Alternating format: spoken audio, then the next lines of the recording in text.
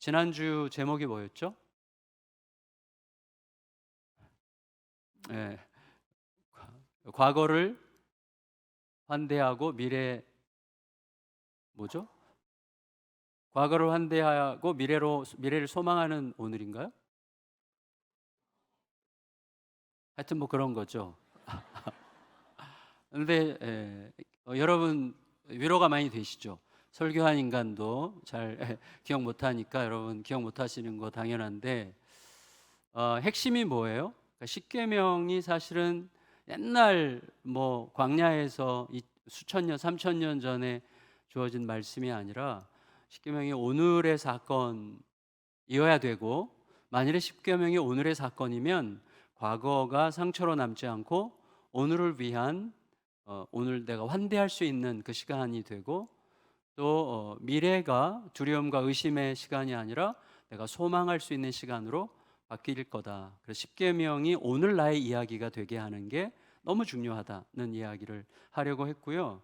오늘은 그 연장선상에서 우리들의 일상에 집이든 일터든 어디든 간에 우리들의 일상 속에 늘 스며들고 있죠. 하나님의 영원한 생명이. 그거를 우리가 실감나게 좀 누리며 살아가려면 어떻게 해야 되겠는가 하는 부분을 다루는 게 저는 십계명이라고 생각해서 십계명 이야기를 좀 드리도록 할게요. 오늘 십계명 서론인데, 오늘까지 여러분 이 10가지 계명을 이제 다음 주부터 하나하나 살필 텐데, 다음 주는 아니죠. 다음 주는 연합 예배니까 다른 주제로 하겠는데, 10가지 계명들을 다다음 주부터 하나씩 이렇게 살피기 전에 십계명의 몇 가지 특징을 마음에 담는 게 중요할 것 같아요. 무엇보다도 성경 전체에서 차지하는 십계명의 위치입니다. 성경 전체에서 십계명은 어떤 위치인가에 대해서 뭐 신명기에 있는, 출애굽기와 신명기 두 곳에 나오는데, 출애굽기와 신명기에 있고 또 종종 어디선가 인용된 어떤 말씀이 아니라 루터는 그걸 강조해서 이런 식으로 표현했는데, 십계명을 온전히 아는 자는 성경 전체를 아는 자다, 이렇게 표현을 했습니다. 이게 의미가 있는 이유는 뭐냐면, 성경 전체가 십계명 안에 이렇게 농축되어 있다는 뜻인데, 적어도 루터는 어떤 사람이죠? 그러니까 성경 말씀을 성도들에게 주지 않고 성도들이 성경 말씀을 제대로 읽지 못하게 했던 중세 시대, 성직자만 가질 수 있었고 성직자만 해석할 수 있었던, 그래서 하나님이 모두에게 준 말씀을 성직자들이 독점한 말도 안 되는 이런 모순의 세계를 깨뜨리고 성경을 모두에게 줘야 된다, 모든 사람들이 마음껏 읽을 수 있어야 된다라고 이야기하면서, 핵심이 뭐예요? 교회의 권위와 교회의 전통에 따라서 구원받는 게 아니라 믿음으로 구원받는 거다. 예수 그리스도의 복음을 믿음으로 구원받는 거라는 소위 이신층이라는 거, 뭐 그런 말 몰라도 돼요. 복음을 믿음으로 구원받는다. 예수 그리스도의 십자가의 사건, 십자가 부활의 사건이 믿어지면 우리는 새로운 존재가 된다는 것을 너무나 명백하게 경험할 수 있다는 사실을 이제 발견하고, 그것으로 종교 개혁을 촉발시켰죠. 근데 그런 루터가 뭐라고 얘기했다고요? 십계명을 제대로 알면 성경 전체를 제대로 아는 거다, 이렇게 얘기했다는 거죠. 그렇다면 무슨 뜻이죠? 루터는 적어도 십계명에서 복음을 발견한 거죠. 십계명이 우리에게 가르치는 게 믿음으로 구원받는, 복음을 믿음으로 살아가는 삶의 굉장히 중요한 질서가 십계명 안에 있다고 그는 이해했기 때문에 십계명을 제대로 알면 성경 전체를 아는 거다, 이렇게 말할 수 있었던 거죠. 그래서 저는 여러분과 함께 십계명의 말씀을 하나하나 묵상해 나가는 동안에 우리 안에 그런 기쁨, 그래 맞아, 내가 지금까지 무엇에 얽매여 살아왔던가, 하나님이 나에게 주시려고 하셨던 것은 바로 이거구나, 이 기쁨, 이 자유, 이 즐거움이구나 라는 것을 깨달아가면서 기쁨과 각성이 일어나고, 그 기쁨으로 우리들의 일상을 살아가고 싶어지는 것을 통해서, 우리가 뭐 굳이 루터를 변호할 필요는 없지만 루터가 한 말이 틀린 말이 아니었구나 라는 것을 우리의 삶으로 좀 입증할 수 있으면, 또 삶으로 경험할 수 있으면 너무나 좋겠다 싶은 생각이 듭니다. 그래서 십계명이 구체적인 우리들의 일상에 복음으로 스며들게 되면 어떻게 되냐면 우리들의 삶이 매 순간 하나님의 영원에 접속하는 복된 은혜를 누려요. 여러분, 우리가 그때그때 막 힘들어지고 지치고 그리고 뭔가 갇힌 느낌이 드는 이유는 뭐냐면 내가 하나님의 영원에 감싸여 있다는 이 진실을 사실은 잊어버리거나 망각하거나 그게 현실이 아닌 것처럼 느끼기 때문에 현실에 지금 당장의 어떤 문제들에 갇혀서 너무 두려워하고 슬퍼하고 힘들어하는 거거든요.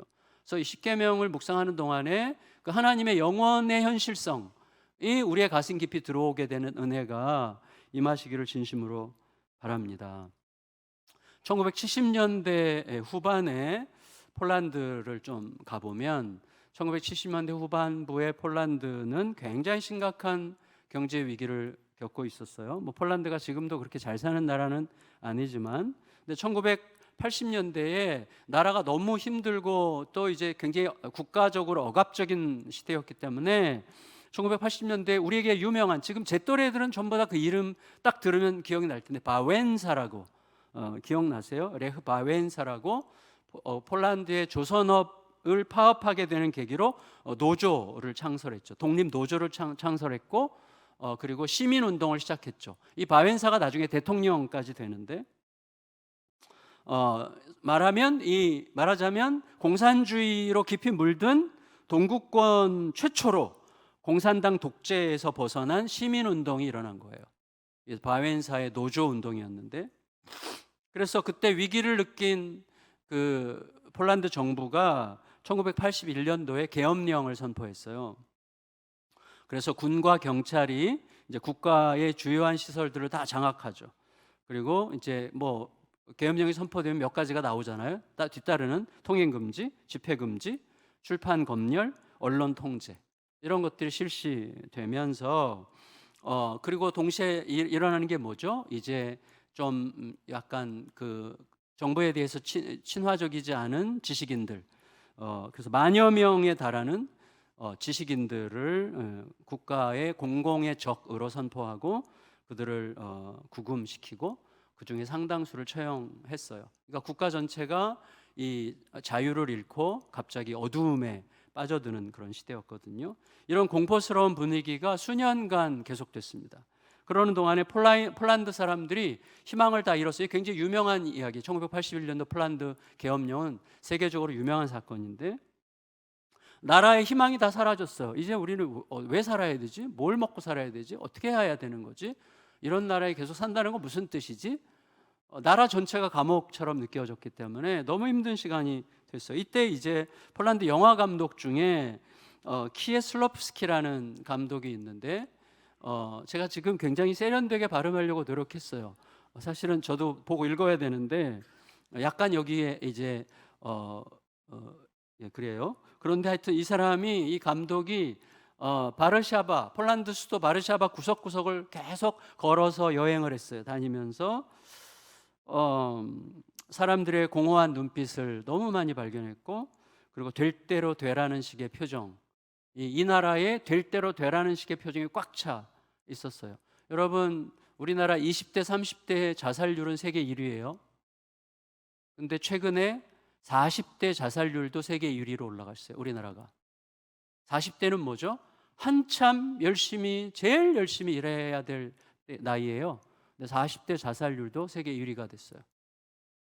지금 대한민국이 비슷해요. 지금 뭔가가 문제가 있어요. 뭔가가 이제 어디서부터 이게 꽤 됐어요. 뭐 지금 당장의 문제가 아니라 계속 누적되어 10년 이상 누적되어 무엇인데 좀 우리가 깊이 생각을 해야 돼요. 그래서 이 키에슬롭스키라는 감독이 다니면서 사람들의 공허한 눈빛, 될 대로 되라는 식의 표정, 왜 사는지 모르겠는 이 허무한 어깨들을 역력히 느끼면서 삶의 진정한 의미가 뭔가에 대한 질문이 생겼습니다. 도대체 왜 살아야 되는지, 삶의 진짜 의미가 뭔지, 우리 이 삶은 과연 회복될 수 있는 건가, 상황이 바뀌어야만 회복되는 건가, 상황이 바뀌지 않더라도 우리는 회복될 수 있는 건가, 이런 식의 질문들을 하다가 인간의 보편적인 가치에 대한 답을 한번 십계명에서 찾아볼래? 라는 친구의 권면을 받았어요. 영화 감독이 친구로부터 그런 권면을 받고 그 권면에 따라서 이제 십계명에 대한 신학 서적들, 십계명에 대한 철학 서적들도 굉장히 많거든요.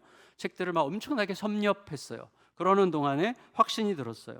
그래서 1989년도에 10부작 드라마를 만들었는데 그 드라마가 데칼로그라는 드라마예요. 데카가 10이라는 뜻이고 로그는 로고스, 말씀이에요. 10개의 말씀, 10계명을 이제 데칼로그라고 하는데, 데칼로그라는 영화를 만들었어요. DVD로 지금도 팔아요.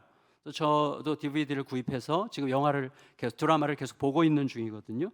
참 되게 소박하고 엄청나게 세련되게 잘 만든 드라마입니다. 근데 어쨌거나 세계적인 명작이 됐는데, 이 감독은요, 이 드라마를 통해서 이 위대한 계명이 희망을 잃은 사람들의 일상에 어떻게 스며들게 할 수 있을까? 그래서 십계명을 굉장히 우리들의 일상의 어떤 추구로 아주 그냥 자연스럽게 표현을 해낸 거예요.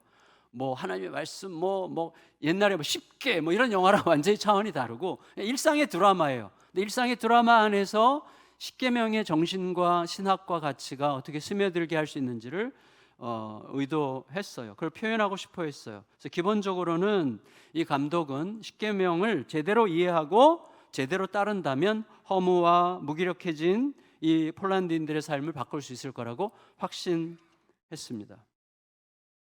일단 우리가 이 시도가 저는 중요하다고 생각해요. 왜냐하면 우리에게 중요한 것은 십계명이 교회에서 머무는 말씀이 아니라 우리 일상에 스며들 때 하나님의 영원한 생명의 질서 안에 살 수 있는 힘이 있다는 것을 적어도 이 감독이 발견하고 드라마로 만들었고 세계적인 명작을 만들어냈다면 우리들에게도 굉장히 의미 있게 와닿을 필요가 있을 것 같습니다. 무엇보다도 십계명의 이 10가지 계명은 각각 떨어져 있는 10개의 계명이 아니라 이 계명들이 마치 옷감처럼 시줄과 날줄로 이렇게 짜여져 있어요. 굉장히 촘촘히 엮여져 있는 한 폭의 그림이고, 이 모든 10개의 계명들은 하나의 계명으로부터 나왔고 혹은 그 하나의 계명을 향하고 있어요. 그 계명이 1계명이죠. 너는 나 외에 다른 신들을 너에게 두지 말아라.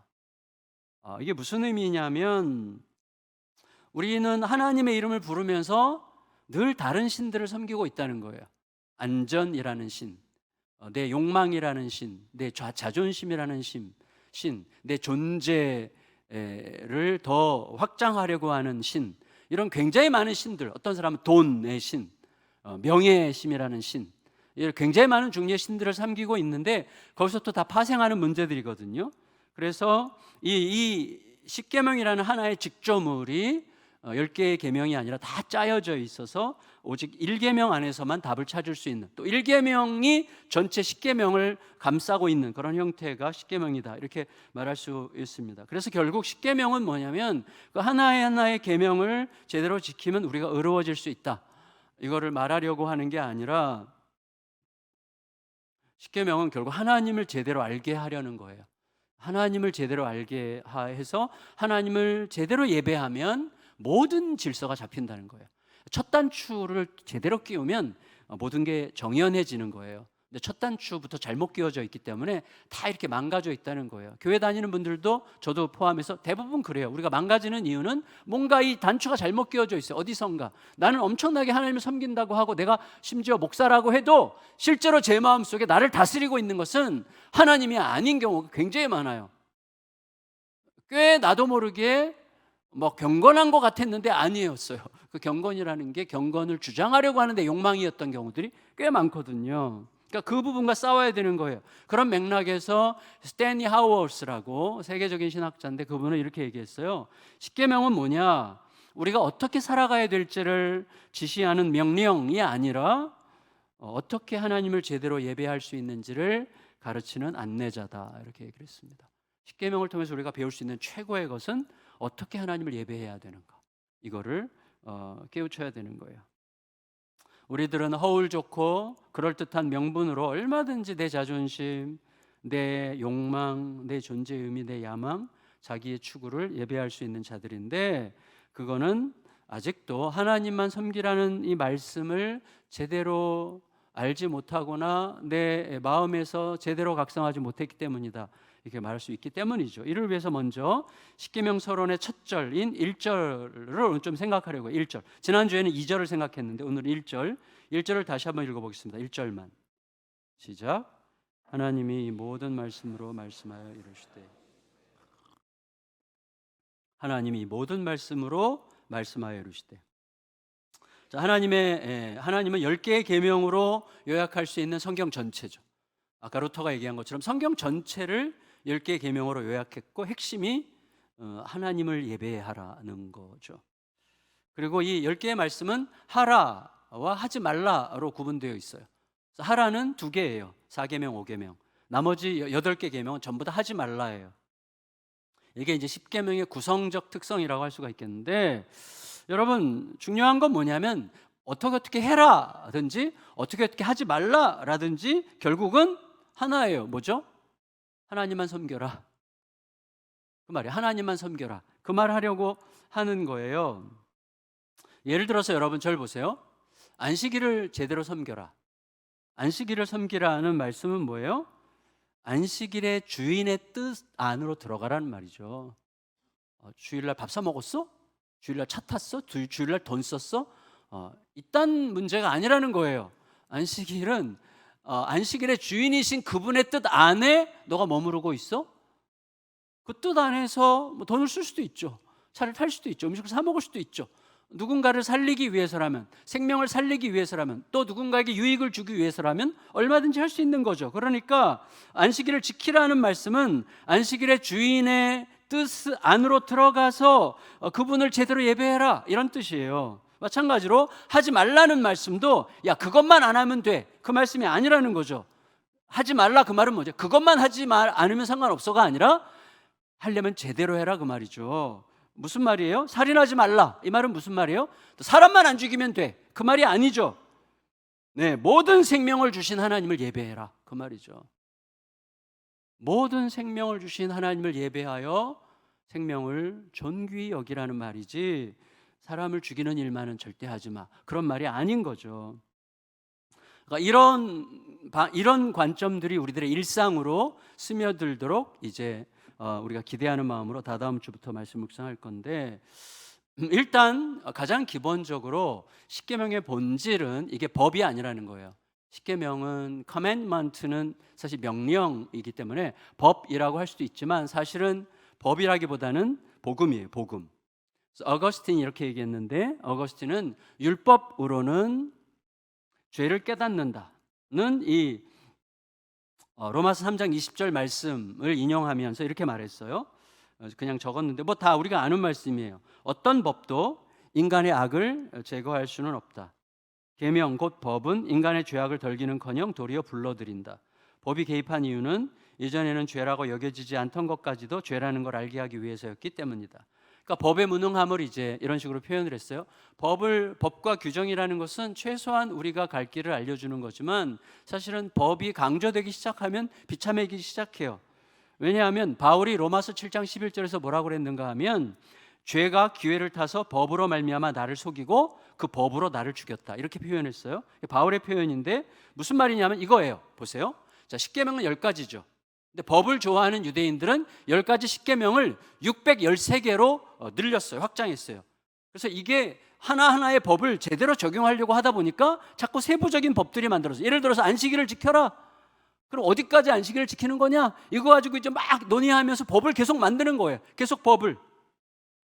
그래서 어떤 얘기가 생겼냐면 이런 거예요. 안식일에 아이를 드는 건 노동이냐? 안식일에 이 아이를 이게 내 품에 이렇게 드는 게 노동이냐? 그거는 아니다. 그래서 아이를 들 수는까지는 있다. 그러면 안식일에 돌멩이를 드는 거는 노동이냐? 그건 뭐 안 해도 되는 일이니까 노동이다. 그래서 이제 어떤 싸움이 일어나는 거예요? 그러면 돌을 들고 있는 아이를 드는 거는 노동이냐? 이거 갖고 이제 막 싸우기 시작하는 거예요. 돌을 들고 있는 아이를 안아야 되냐 말아야 되냐, 이거 갖고 이제 논쟁을 벌이는 거거든요. 그러니까 여러분 무슨 말이냐면 해석이에요, 결국은. 그러니까 법을 계속 주장하면 해석 때문에 싸우는 거거든요. 그러니까 법과 법, 해석과 해석 사이에서 다툼과 논쟁과 파당이 생기게 마련이에요. 그게 이제 유대인들 안에서도 파당이 엄청나게 많거든요. 이런 그럴듯한 모순들은 거의 무한대 수준으로 확장될 수 있고, 따라서 이래야 돼, 왜 이렇게 하려는데 안 해, 이래야 되는 거야, 그런 말은 없어요. 여러분 이래도 되고 저래도 돼요. 사랑으로 해야 돼요. 왜 내 말 안 들어? 왜 이렇게 하랬는데 왜 이렇게 안 해? 이건 정말 무서운 일입니다. 교회에서는 이런 일이 있으면 안 돼요, 여러분. 이래야 돼, 저래야 돼, 뭐 이런 게 아니라 이건 되게 파괴적인 거거든요. 법이라는 것은요, 기준을 만들어서 편하게 해주는 것 같지만 결국에는 해석의 문제로, 내 뜻대로 하느냐 안 하느냐의 문제로 싸움과 파괴를 일으켜요. 그래서 우리 안에서 가장 중요한 사랑의 생명력을 고갈시키게 되어 있어요. 그 사랑의 생명력을 고갈시키는 거라면 일단 멈춰야 돼요. 이게 중요해요. 우리를 죽이지 말아야 돼요. 따라서 만일에 십계명이 법이라면 우리는 십계명을 그러면 21세기에 우리가 어떻게 적용해야 되느냐를 가지고 엄청나게 싸우게 될 거예요. 맨날 싸워야 돼요. 이게 맞냐 저게 맞냐 가지고. 하지만 십계명의 말씀은 복음이에요. 십계명의 말씀이 복음이고 사랑이라면 그 핵심은 우리를 향한 하나님의 사랑이죠. 십계명은 우리를 향한 하나님의 사랑으로 해석돼야만 돼요. 그래야 우리에게 적용이 됩니다. 그러니까 우리가 말씀을 읽을 때 말씀을 제대로 읽는 것을 내가 어떻게 알 수 있는가는 말씀을 내가 제대로 읽고 있다는 걸 어떻게 알 수 있지? 라는 것을 점검하는 굉장히 중요한 기준이 그 말씀이 나를 사랑으로 가게 해요. 말씀이신 예수님 자신이 사랑이시기 때문이에요. 그래서 말씀을 제대로 읽는다는 증거는 말씀이 나로 하여금 사랑으로 가게 할 때 내가 그래도 잘 읽고 있구나라고 생각할 수 있는 거죠. 그래서 그 말씀은 우리 안에서 아름다움을 주고 자유를 주고 평강을 창조해요. 그래서 말씀을 제대로 읽으면 다 이렇게 아름다워져요, 사람들이. 네, 우리 임진묵 형제 굉장히 잘생긴 얼굴은 아니지만 갑자기 엄청 잘생겨 보이고 아름다워 보여요. 그래서 이게 이제 말씀을 제대로 읽으면서 아름다움과 자유와 평강이 창조돼요, 내 안에서. 그런 의미에서 여러분, 십계명의 예수님 버전이 있어요. 십계명의 예수님 버전은 요한복음 13장 34절이죠. 내가 너희를 사랑한 것 같이 너희도 서로 사랑해라. 이게 십계명의 예수님 버전이고, 십계명의 바울 버전은 뭐예요? 로마서 13장 10절이죠. 사랑은 율법의 완성이니라. 모든 법은 사랑 안에서 완성됐다. 이게 사도 바울의 십계명이에요. 이게 바로 아까 우리가 읽었던 1절 말씀, 하나님이 이 모든 말씀으로 말씀하셨다라고 하는 이 1절 말씀의 본질이라고 얘기할 수 있는 것이죠. 그러니까 사랑에서 발현해서, 사랑에서부터 태어나서 사랑을 창조하고 우리로 하여금 영원히 사랑 안에서 살게 하는 게 그 말씀이에요. 하나님의 말씀이 들어오면 그 말씀은 하나님의 사랑으로부터 나온 말씀이죠. 하나님의 사랑으로부터 나온 그 말씀이 내 안에서 사랑을 창조하고 나로 하여금 영원토록 영원에 이르기까지 사랑 안에서 살게 하는 그 말씀은 처음부터 뭐였어요? 창세기 1장 1절에 3절까지 세상이 혼돈하고 공허하고 세상은 완전히 암흑이었고 혼돈스러웠고 무질서했지만 말씀이 들어올 때 모든 세상을 질서로 정연하게 하는 거죠. 그게 능력이에요. 여러분, 희한해요. 사랑이 들어가면 모든 게 정돈돼. 사랑이 들어가면 질서가 생겨요. 근데 사랑이 빠지고 욕망이 들어가면 무질서해지고 혼란스럽고 지치고 피곤하고 죽고 싶고 그렇게 되는 거죠. 그래서 여러분, 히브리서 1장 3절에 따르면 예수님은 당신의 능력의 말씀으로, 그 사랑의 능력의 말씀으로 만물을 붙드세요. 이 붙든다, 이 페로라는 말은 만물을 우리 앞에 있게 하여 만물이 우리 앞에 있게 하시고 참고 견디심으로 다스리신다는 뜻이에요. 여러분, 이에 대해서 시편 19편 2절 4절은 이렇게 기록했어요. 같이 읽을까요? 시작. 날은 날에게 말하고 밤은 밤에게 지식을 전하니 언어도 없고 말씀도 없으며 들리는 소리도 없으나 그의 소리가 온 땅에 통하고 그의 말씀이 세상 끝까지 이르도다. 하나님이 해를 위하여 하늘의 장막을 베푸셨도다. 여러분, 자, 이 무슨 말이에요? 절 보세요. 말씀이 안 보여요. 말씀이 안 들려요. 그런데 말씀이 있어요. 그러니까 보여야 말씀인 게 아니고 들려야 말씀인 게 아니라 말씀이 안 보이고 안 들리는데 있다는 거예요. 어떻게? 세상을 작동하고 있어요, 여전히. 보이느냐 안 보이느냐 이게 중요하잖아요. 들리냐 안 들리냐가 중요하지 않고 작동하고 있다는 거예요. 그게 세상이 지금 지탱되는 이유라고 이야기하는 거예요. 여러분, 현대 물리학자들이 말하는 저도 정확하게 모르지만 양자 얽힘이라는 이야기와 연관성이 있게 느껴지는데 이 개념은 뭐냐면 두 입자, 세상은 전부 다 입자로 되어 있는데 이 두 입자가 아무리 멀리 떨어져 있어도 처음부터 하나의 상태로 연결되어 있었다는 거래요. 저도 정확하게 모르겠는데 뭔가 막연하게 느껴져요. 막연하게. 무슨 말이냐면 하늘과 우주가, 또 우주와 이 지구 안에 존재하는 수없이 많은 생명들이 하나님의 말씀이라는 생명의 파동 안에서 처음부터 지금까지 서로 얽혀 있다는 거예요. 오늘 아침에 아내의 한마디가 우리에게 천국을 창조할 수도 있고 지옥을 창조할 수도 있어요. 남편의 한마디가 묘하게 얽혀 있어요. 말들이. 여러분, 그 말씀이 우리에게 임하고 말씀이 내 안에 제대로 스며들어, 생명의 말씀, 세상을 창조하신 그 생명의 말씀이 제 안에 제대로 스며들어 그 말씀에 참여하게 되면 말씀과 연결되는 신비를 누릴 수가 있어요. 이게 좀 썩 좋은 예일지는 모르겠지만 생각이 나서 말씀드리는데, 필라델피아의 교회 집회를 갔을 때 그 목사님이 저를 위해서 잠깐 짧은 여행을 준비하셨어요. 그래서 이제 뉴욕주의 북쪽으로 쭉 차를 타고 몇 시간 갔는데, 가다 보니까 그 골지 밸리라는 데가 있어요. 골지도 협곡이고 밸리도 계곡인데, 그러니까 이제 이 두 가지 단어가 그냥 중복된 거죠. 역전압 같은 이제 표현인데, 이 골지 밸리라고 협곡 계곡인데 거기를 이제 데리고 가셨어요. 거기 가면 막 물이 어마어마하게 쌓여 있는데, 큰 호수가 있는데 이 호수가 헤아릴 수 없는 세월 동안 거기 있었던 거죠. 언제부터 있었는지 우리 몰라요. 그러니까 헤아리기 어려운 엄청나게 오랜 세월 동안 쌓여 있는 그 거대한 물이 헤아릴 수 없는 세월 동안 바위를 계속 깎아서 깊이가 한 수십 미터 되는 계곡을 만들었어요. 다 돌이야. 근데 돌로 이렇게 계곡이 만들어져 있어요. 그 계곡 사이로 물이 흘러요. 계곡을 따라서 쭉 걷고 있는데 이 물이, 그 호수물이 한쪽으로 폭포처럼 이렇게 실폭포처럼 이렇게 쏟아져 내려오고 있는 지점이 있었어요. 갑자기 그 물들을 거기에 있게 하신 창조자를 느끼고 싶었어요. 그 물들을 거기에 있게 하신 분. 그 물들은 그분이 거기에 있게 하셨기 때문에 거기 있는 거잖아요. 걔네들을 느꼈어요. 그래서 그 물들을 거기 있게 하신 창조자, 그리고 나를 그곳으로 가게 하신 하나님, 그리고 그 물과 내가 만나는 그 지점 속에서 하나님의 기운을 느끼고 싶었어요. 그래서 한참 서서 떨어지는 물에 손을 댔어요. 그 물은 언제적부터 거기 있었을까요? 모르죠. 근데 내가 제한적인 삶을 살아가는 내가 아니죠. 나도 영원히 살 거죠. 영원과 영원히 만나 거기서 하나님을 느끼고 있는 이 기분이 되게 신비하면서도 이 전율이 한참을 이렇게 하고 있었어요. 물이 떨어지면서 주님을 묵상했어요. 어떤 전율을 느꼈어요. 그러니까 하나님의 영원이 느껴지면서 영광스러워졌어요. 저는 하나님의 말씀이 그런 것 같아요. 그러니까 하나님의 말씀을 제대로 묵상하기 시작하면 말씀을 통해서 우리들은 온 우주에 충만하여 만물을 붙드시는 하나님의 말씀들과 연결이 되는 거죠. 그래서 그냥 그 말씀 때문에 이번에도 제가 생각지 못했던 엄청나게 많은 사람들을 만나게 됐어요. 다들 말씀을 따라서 만나게 된 거예요.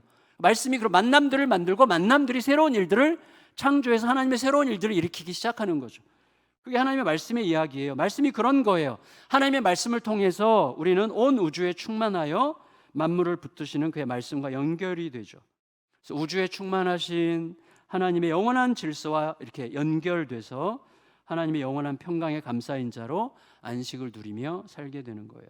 그런데 그 모든 말씀들이 어디에? 십계명 안에 농축되어서 우리 삶의 질서를 부여하려고 이제 우리 손에 들려져 있습니다. 말씀은 이렇게 우리들을 공동 운명체로 연대시킵니다. 하지만 여러분 알듯이 우리 시대는 극단적으로 분열되어 있죠. 대한민국 굉장히 심한 편이지만 미국도 그렇고 전 세계가 지금 극단적인 분열로 달려가고 있어요. 이유는 하나밖에 없어요. 이유는 복잡한 정치 이론, 경제 이론을 설명할 수 있겠지만 이유는 서로를 살리는 생명의 말씀이 사라지고 나만 살겠다는 죽음의 탐욕이 흐르고 있기 때문이에요. 그러면 다 망가지는 거예요. 생명의 말씀 대신 우리의 편협하고 고집스럽고 완고하고 탐욕스러운 주장들만 난무하면 그냥 죽는 거예요. 함께 죽는 거예요. 제가 이미 말씀드렸죠. 영화 콘클라베 추기경 뽑는 그 영화에 대해서 말씀드린 적이 있어요. 그때 기조연설을 하는 로렌스 추기경이 무슨 말 했다고 말씀드렸습니까? 확신은 화합의 가장 큰 적이며 확신은 관용의 가장 치명적인 적이다. 그리스도조차 마지막 순간에 확신하지 못하셨다. 이렇게 얘기했어요. 예수님조차 마지막 겟세마네 동산에서 이 잔을 져야 됩니까? 말아야 됩니까? 어찌하여 나를 버리십니까? 말씀하실 수밖에 없었던 상황들을 우리가 생각하면서 우리가 내가 가진 이렇게 살면 나는 잘 살아 라고 하는 자기 확신으로 살아간다면 어떻게 세상에 생명을 끌어들이겠어요? 전부 다 자기 확신으로 이렇게 살면 나는 행복할 거야 라는 확신으로 살기 때문에 이 세상의 포용과 자유와 여유와 평강이 다 사라지고 있다는 이야기예요. 가정이든 학교든 교회든 국가든 자유민주주의적 환경 안에서는요, 갈등은 기본이죠. 전에 말씀드렸어요. 갈등이 있다는 게 중요해요. 갈등이 있다는 것은 최소한 전체주의적 독재는 없다는 뜻이죠. 네, 독재 사회에서는 갈등이 없어요. 그냥 독재자만 있을 뿐이죠. 그러나 갈등이 있다는 것은 그래도 우리가 서로 시끄럽게 떠든다는 게 중요해요. 그렇지만 갈등이 방치되면 분열이고 갈등을 잘 다루면 성장이죠. 근데 갈등을 다 다룰 힘이 뭐라고요? 대화라고 그랬어요. 대화의 힘, 내 생각을 과감하게 말할 수 있는 용기, 동시에 나만 옳은 게 아니라는 겸손한 진실을 잃지 말아야 되는 거예요. 근데 우리는 둘 중에 하나에 항상 빠져요. 이 두 가지를 균형 있게 잘 지켜야만 되는 것이죠. 그 힘을 키워야 됩니다. 그런데 그 힘은 오직 하나님의 생명의 말씀에 대한 신뢰와 확신에서만 나오는 힘이에요.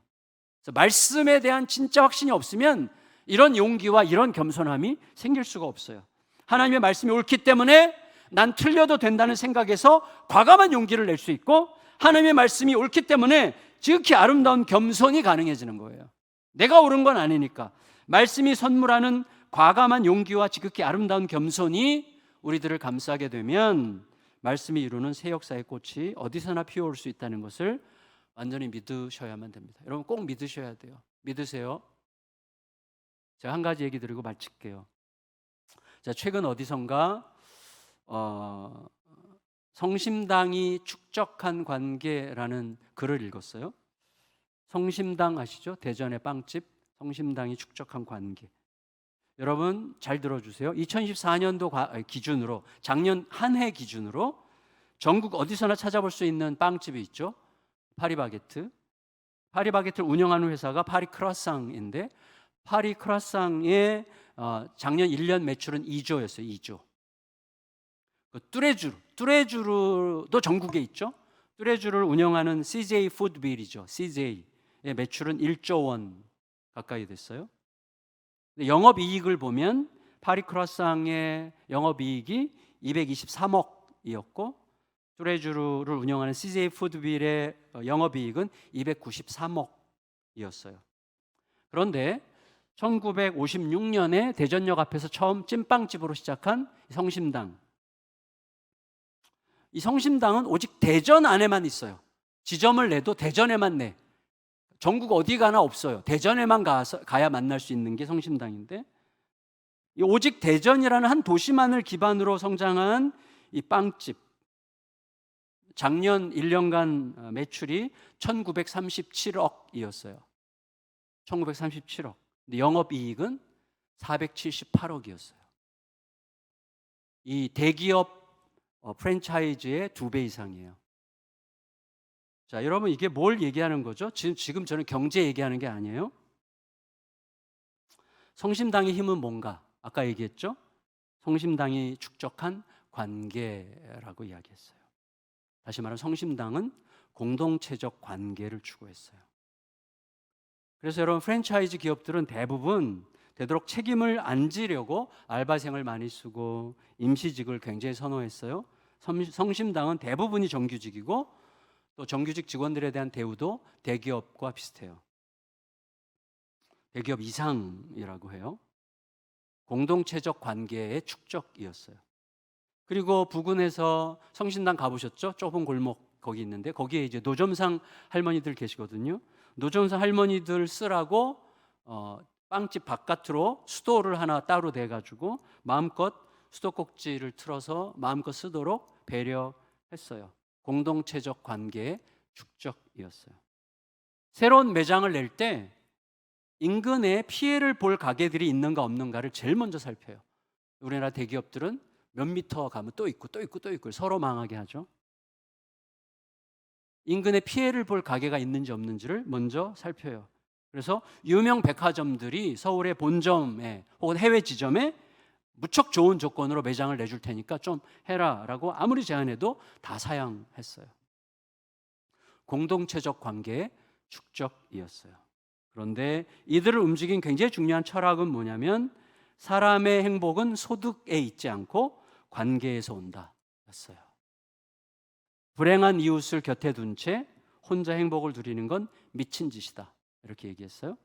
그런데 이 성심당으로 하여금 그렇게 할 수 있게 만들었던 힘은 뭐냐면 빵집의 이름에 있어요. 성심당. 성심이 예수님의 마음이에요. 예수님의 마음. 이 빵집은 예수님의 마음이라는 이름에 걸맞게 운영하려고 쉬지 않고 꾸준히 엄청나게 신실하게 노력했어요. 그래서 이들의 사훈, 회사의 사훈이 뭐냐면 모든 사람들이 다 좋게 여기는 일을 하도록 하십시오 였어요. 이게 로마서 12장 17절에서 나온 말씀이에요. 모든 사람 앞에서 선한 일을 도모하라. 모든 사람들이 다 좋게 여기는 일을 하도록 하십시오 였어요. 그러니까 모두를 위한 관계의 축적과 관계의 경제가 이 빵집의 중심축이었어요. 그러니까 하나님의 말씀이 철학이 되고 사훈이 되고 이거를 구체적으로 실천하기 위해서 엄청나게 제가 표현했던 영적 논리적 분투를 한 거예요. 쉽게 기도하고 복받고가 아니라 이게 구체적으로 우리들의 삶의 일상 속에 표현되려면 어떻게 해야 되는지를 성령님께 의지하고 기도하고 생각하고 고민하고 영적인 논리적인 분투를 무진장하면서 하나하나 축적해 갔던 거예요. 그래서 가난한 손님이든 부자 손님이든 그냥 들른 사람이든 거래처든 직원이든 경영자든 모두가 다 함께 좋게 여길 수 있는 길이 뭐냐? 이걸 놓고 엄청나게 논의하고 생각하고 고민하고 또다시 생각하고 하는 일들을 누적하면서 이런 데 이르게 된 것이죠. 절대 쉽게 가려고 하지 않았던 거예요. 당장의 단맛을 쫓기보다 힘들더라도 영적인 논리적인 분투를 거듭해 왔던 거죠. 여러분, 그래서 어떻게 되냐면 우리 모두에게도 너무 중요한데 오늘날 그리스도인들의 오늘 한국 교회의 가장 큰 어려움은 뭐냐? 성도들이 너무 쉽게 사는 법을 배워온 거예요. 무슨 말이냐면 기도하면 응답하실 거야. 뭐 이런 너무나 단순한 논리인데 사실은 제가 지난주에도 말씀드렸죠. 기도할 때 제일 큰 혜택은 뭐예요? 내 안에 꽃이 피는 거예요. 내 안에. 기도 중에서 가장 큰 열매는 기도하면서 내가 변하는 거예요. 근데 내가 변하는 게 뭐예요? 하나님 어떻게 하면 이 일이 성취되는 일에 있어서 저는 하나님 앞에 지금 어떻게 바뀌어야 됩니까? 제가 뭘 바뀌어야 됩니까? 제가 무슨 변화가 필요합니까? 저에게. 이걸 기도라고 하는 거지. 저 인간 바뀌게 해주세요. 저 문제 해결해 주세요. 백날 가야 나는 하나도 안 바뀌어. 나는 그대로야. 기도하지 않은 거랑 똑같은 거예요. 그거는. 이게 쉽게 믿는 방법을 포기해야 돼요. 그래야 존재가 변해요. 존재가 변하면 모든 걸 얻는 거예요. 이게 성심당이 우리에게 주는 교훈이라고 할 수 있는 거죠. 그러니까 예수님의 마음만 가지고는 절대로 감당해낼 수 없을 것처럼 보이는 너무나 차가운 현실 한가운데서도 아니야, 예수님 이미 승리하셨어. 아니야, 하나님은 오르셔. 라는 이 대전제 위에서 생각하고 또 생각하고 고민하고 또 고민하는 분투를 통해서 보이지도 않고 들리지도 않지만 실제로 만물 안에서 작동하고 있는 하나님의 말씀과 접속하게 되는 거예요. 여러분, 이거는 절대로 특수한 이야기가 아닙니다.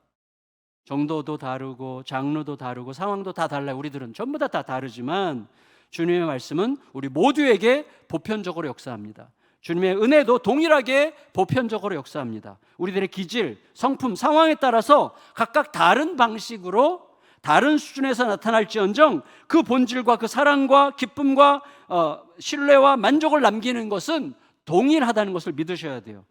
예수님과 함께 있는 자들이 예외 없이 자유와 여유와 사랑의 기쁨을 누리듯이 말씀을 그렇게 따르는 자들과 함께 있을 수 있다면 우리 역시 그러한 위대한 선물을 함께 누릴 수가 있게 될 거예요. 우리 안에 그런 삶을 추구하는 분들이 생기면 점점 그 평화가, 자유가, 여유가 확장될 것입니다. 우리 공동체가 그러한 생명의 공동체로 자라갈 수 있게 되기를 예수님의 이름으로 축원합니다. 축원합니다. 우리 복음